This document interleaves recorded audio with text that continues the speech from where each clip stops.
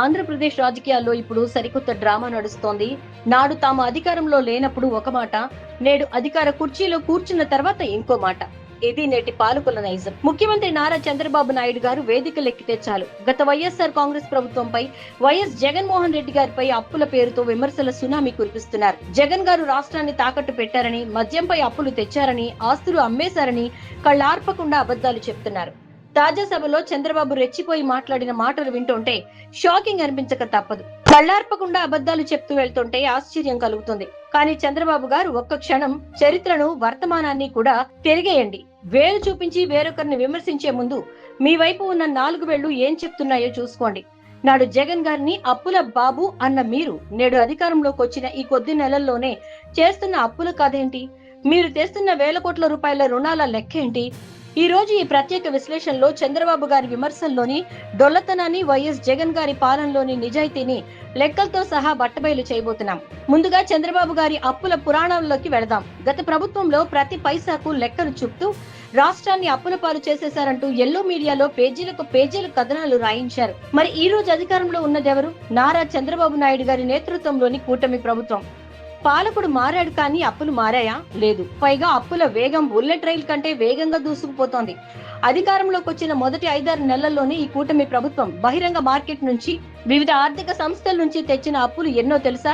నెలకు సగటున 6,000 కోట్ల నుంచి 8,000 కోట్ల రూపాయల వరకు అప్పులు చేస్తూ పోతున్నారు. ఓటాన్ అకౌంట్ బడ్జెట్లు పెడుతూ, అసలు బడ్జెట్ ప్రవేశపెట్టడానికి భయపడుతూ, కేవలం తాత్కాలిక అవసరాల కోసం ఆర్బీఐ దగ్గర సెక్యూరిటీలను తాకట్టు పెట్టి వేల కోట్లు సేకరిస్తోంది ఈ ప్రభుత్వం. ట్విస్ట్ ఏంటంటే జగన్ గారు అప్పులు చేస్తే అది రాష్ట్ర వినాశనం, మరి చంద్రబాబు గారు అదే అప్పులు చేస్తే అది రాష్ట్ర పునర్నిర్మాణమా? కేంద్రం సహకరిస్తోంది, కేంద్రం నుంచి నిధులు వస్తున్నాయని చెప్తున్న చంద్రబాబు గారు మరి ఇంకా ప్రతి నెల బాండ్లు ఎందుకు వేలం వేస్తున్నారు? ఎందుకు కొత్త అప్పుల కోసం బ్యాంకుల చుట్టూ తిరుగుతున్నారు? చంద్రబాబు గారు, మీరు అధికారంలోకి వచ్చిన నాటి నుండి నేటి వరకు తెచ్చిన ప్రతి అప్పుకు శ్వేతపత్రం విడుదల చేసే ధైర్యం మీకుందా? ఇక్కడ ప్రజలు ఒక ముఖ్యమైన తేడాను గమనించాలి. అప్పు చేయటం ఒకెత్తైతే ఆ అప్పు తెచ్చిన డబ్బును దేనికి వాడారు అనేది అత్యంత ముఖ్యం. వైఎస్ జగన్మోహన్ రెడ్డి గారి 5 ఏళ్ల పాలనను ఒక్కసారి గుర్తు చేసుకోండి. ఆయన అప్పులు చేశారు, అవును, కాదనలేం. కానీ ఆ అప్పు డబ్బు ఎక్కడికి పోయింది? అది నేరుగా పేదవాడి బ్యాంకు ఖాతాల్లోకి, అంటే డీబీటీ రూపంలో వెళ్ళింది. అమ్మఒడి రూపంలో లక్షలాది మంది తల్లుల ఖాతాల్లోకి చేరింది. చేయూత, ఆసరా రూపంలో అక్క చెల్లెమ్మల కుటుంబాలకి ఆసరాగా నిలిచింది. రైతు భరోసాగా మారి అన్నదాతకు పెట్టుబడి అయ్యింది. నాడు కోవిడ్ మహమ్మారి వల్ల ప్రపంచమంతా లాక్డౌన్ లో ఉండి ఉపాధి లేక ప్రజలు అల్లాడుతుంటే ఆర్థిక చక్రం స్తంభించిపోకుండా పేదవాడి చేతికి డబ్బులు అందించి వారి ప్రాణాలను కాపాడింది జగన్ గారు చేసిన అప్పు. అంతేకాదు, జగన్ గారు తెచ్చిన అప్పులు కేవలం ఉచితాలకే పరిమితం కాలేదు. రాష్ట్ర వ్యాప్తంగా 17 కొత్త ప్రభుత్వ వైద్య కళాశాలలు నిర్మాణమయ్యాయి. 3 భారీ పోర్టులు, 4 సీ పోర్టుల పనులు శరవేగంగా సాగాయి. నాడు ప్రభుత్వ పాఠశాలల రూపురేఖలను మార్చిన నాడు నేడు కార్యక్రమానికి ఆ నిధులు ఖర్చయ్యాయి. అంటే జగన్ గారు చేసిన అప్పు మానవ వనరుల మీద, పేదవాడి భవిష్యత్తు మీద చేసిన పెట్టుబడి.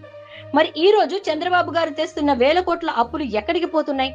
సూపర్ 6 హామీల కింద ఇవ్వాల్సిన ఉచిత గ్యాస్ సిలిండర్లు, తల్లికి వందనం, ఆడబిడ్డ నిధి, రైతులకు పెట్టుబడి సాయం, ఇవన్నీ ఎక్కడ? హామీలు అమలు చేయకుండానే నెలకు వేల కోట్ల అప్పులు చేస్తుంటే ఆ డబ్బు ఎవరి జేబుల్లోకి వెళ్తోంది? ఏ కాంట్రాక్టర్ల దోపిడీకి ఈ నిధులు మళ్లుతున్నాయి? బాబు గారు, దీనికి సమాధానం చెప్పండి.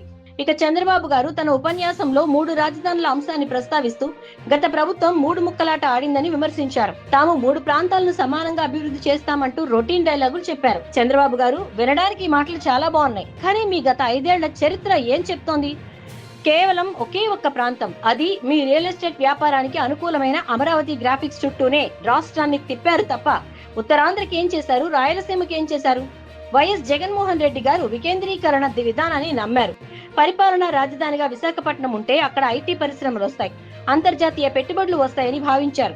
అమరావతిని శాసన రాజధానిగా ఉంచి రాయలసీమ వెనుకబాటుతనాన్ని పోగొట్టడానికి కర్నూలులో న్యాయ రాజధాని పెట్టాలని ప్రతిపాదించారు. ఇది ప్రాంతాల మధ్య చిచ్చు పెట్టడం కాదు బాబు గారు, అన్ని ప్రాంతాలకు సమాన న్యాయం చేయటం. ఈ రోజు మీరు 3 ప్రాంతాలను అభివృద్ధి చేస్తామంటూనే విశాఖపట్నంలో జగన్ గారు తెచ్చిన డేటా సెంటర్ల పరిస్థితి ఏంటి? భోగాపురం ఎయిర్పోర్ట్ పనులు వేగం ఎందుకు తగ్గింది? రాయలసీమ సాగునీటి ప్రాజెక్టులను ఎందుకు గాలి కుదిలేశారు? అమరావతిలో కేవలం బిల్డింగుల గ్రాఫిక్స్ చూపిస్తూ మిగిలిన 2 ప్రాంతాలను మళ్లీ వెనుకబాటుతనంలోకి నెట్టేయడమేనా ఈ 3 ప్రాంతాల అభివృద్ధి? చంద్రబాబు గారు తన స్పీచ్ లో మరొక అద్భుతమైన నంబర్ చెప్పారు.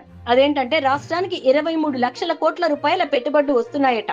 బాబు గారు, 2014 నుంచి 2019 వరకు కూడా మీరు ఇలాగే విదేశీ పర్యటనలు చేస్తూ పార్ట్నర్షిప్ సమిట్స్ పెడుతూ లక్షల కోట్ల ఎంఓయూలు జరిగాయని పేపర్లో హెడ్లైన్స్ వేయించుకున్నారు. కట్ చేస్తే 5 ఏళ్లు ముగిసేసరికి రాష్ట్రానికి వచ్చిందెంత? కేవలం గోరంత పెట్టుబడులు మాత్రమే. ఆనాడు మీరు తెచ్చిన లులు గ్రూప్, ఫ్రాంక్లిన్ టెంపుల్టన్ లాంటి కంపెనీల వెనక ఉన్న భూముల కేటాయింపుల కథలన్నీ ప్రజలకు బాగా తెలుసు. జగన్ గారి హయాంలో కోవిడ్ లాంటి సంక్షోభం ఉన్నా కియా మోటార్స్ విస్తరణ జరిగింది. అపాచీ పరిశ్రమలు వచ్చాయి. అదాని డేటా సెంటర్ పునాది పడింది. పరిశ్రమలు రావడం అంటే కేవలం పేపర్ మీద సంతకాలు చేయటం కాదు బాబు గారు, క్షేత్రస్థాయిలో ఉపాధి లభించటం.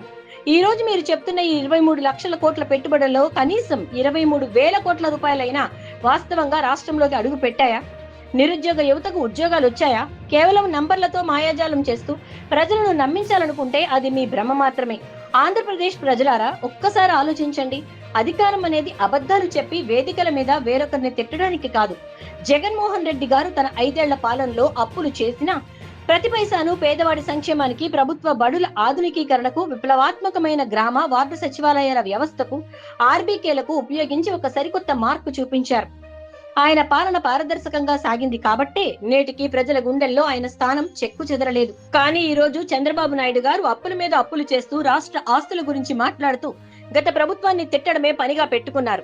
నిలదీస్తే కేంద్రం సహకరిస్తోంది అని కాలక్షేపం చేస్తున్నారు. కూటమి ప్రభుత్వం వచ్చి ఇన్ని నెలలు దాటుతున్నా అభివృద్ధి ఎక్కడ ఉందో తెలియదు. సంక్షేమ పథకాల జాడలేదు. విమర్శలు చేయటం సులువు బాబు గారు, కానీ ఇచ్చిన హామీలను నెరవేర్చటం, ప్రజల నమ్మకాన్ని నిలబెట్టుకోవడం చాలా కష్టం. ఇకనైనా జగన్ గారిపై బురద జల్లడం మానేసి మీరు తెస్తున్న 1,000 కోట్ల అప్పుల డబ్బును రాష్ట్ర ప్రగతికి, పేదల సంక్షేమానికి ఎలా ఖర్చు పెడుతున్నారో సమాధానం చెప్పండి. ప్రజలన్నీ గమనిస్తున్నారు. సమయం వచ్చినప్పుడు ఖచ్చితంగా లెక్కలు తేలుస్తారు.